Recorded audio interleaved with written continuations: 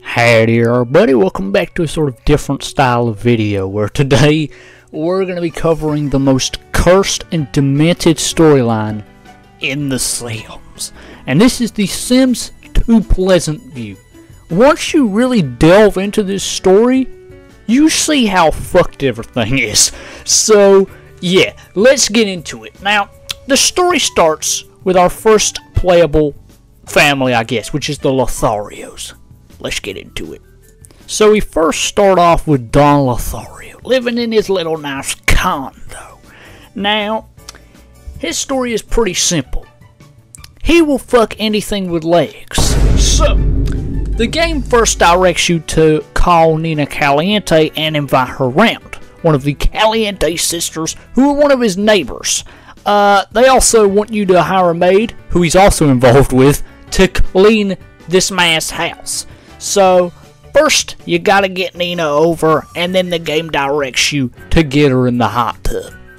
Now, once you look into Don's relationships at the game, when you begin with him, you can see that he is involved with pretty much every single female character in the goddamn roster. Okay, I don't know what's up with this man. There's like 2 women in this town who are not involved with him. This man is deranged. He is on a whole nother level. But, yeah. Not only is he involved with these other women, he is engaged to another woman. Let's get into that part. So he is engaged to Cassandra Goth, who is the daughter of Mortimer Goth, who are a very rich family. The Goths are rich in this game. They have like over $600,000 for some ridiculous ass shit in the household funds. It is crazy. And, yeah, if you get the relationship boosted up between Cassandra and Don, they will actually end up getting married.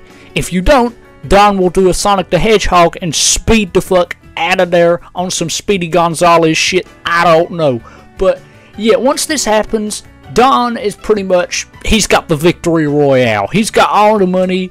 He's got, you know, he's married now, even though he's, you know, he wouldn't probably be too happy about that. But he is married.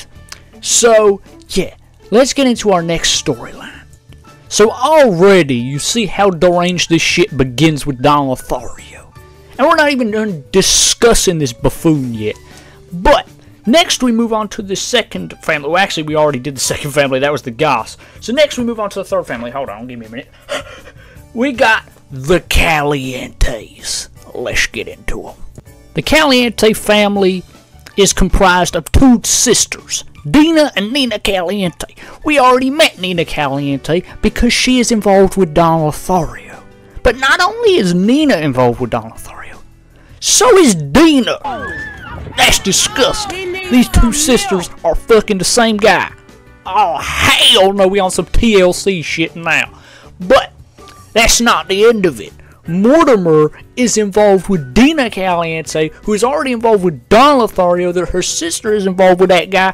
It gets too interconnected and it's starting to sound a bit strange.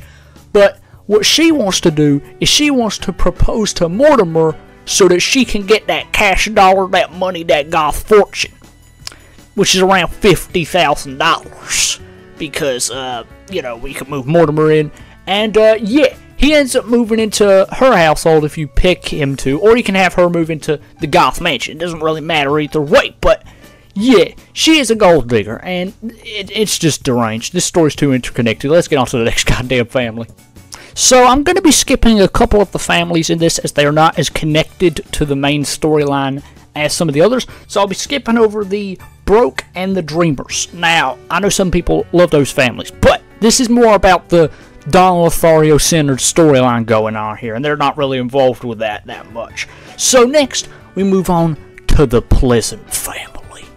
Now, from an outside perspective, they seem pretty normal. Not much seems to be going on here, until you delve deeper into the storyline and see what's his name again? Daniel is up to. This slimy little buffoon is involved with his maid, which he is cheating on his wife with. And not only is that maid involved with him, that is the same maid that Don Lothario hired, who he is involved with. Oh, hell no. And it just goes off the rails from here. Not only is that happening, there's a sibling rivalry between Angela and Lilith. Lilith was basically treated like trash as a child, and Angela was treated very well. So this causes them to get into many fights and literally start attacking each other when you press play on the game. It is deranged. Now, when you first start playing, Daniel and Mary Sue actually have a decent relationship. They improve it by, you know, dancing and chilling and stuff. But once she leaves for work, Daniel goes a bit too deranged. He then sleeps with his maid while his wife is at work. And not only is this terrible for Mary Sue, she also either gets demoted or fired from her job, which causes her to come home from work early and catch this shit.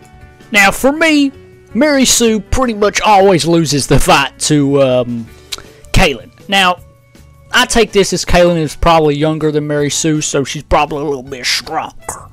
But, yeah, either way, it's not a good situation for Mary Sue, and, you know, it's up to you whether you have her divorce her scummy husband or try and fix the relationship.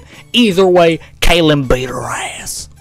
And I'm still not done with this goofy-ass storyline. We next move on to the disappearance of one of the biggest characters in the Sims. The Bella Goth disappearance. This is the main storyline of Pleasantview. This is sort of a thing that's going on in the background. Before we even play as any of the Sims in Pleasantview, Bella Goth was abducted by aliens while looking out of Don Lothario's telescope. Some people believe this clown himself was involved, but me personally, I think he's too much of a bumbling idiot to be involved in this. So, yeah. But what we do know is she was abducted by aliens. And, you know, you gotta think, while she was taken by aliens for we don't know how long, Mortimer has been, you know, getting with this younger woman, Dina, and getting, you know, involved with all these other people. Not to mention, Mortimer's also interested in Nina Caliente. I told y'all this was too interconnected. And, what happens to Bella Goth? Well, we find that out. She is dropped into Strange Town and lives there for a little while, and we don't know what happens afterwards until we find her dead in Lunar Lakes. So that's pretty much going to wrap up this video. I know it was pretty short, and I didn't go as in detail with a lot of things, but I wanted to keep this pretty short and at a decent length, you know. But yeah, that's pretty much going to wrap it up. This story is too goddamn deranged for anyone to deal with. But, yeah, I'll see y'all in the next one. Maybe I'll do Strange Town next. I don't know, but I'll see y'all in the next one. Goodbye.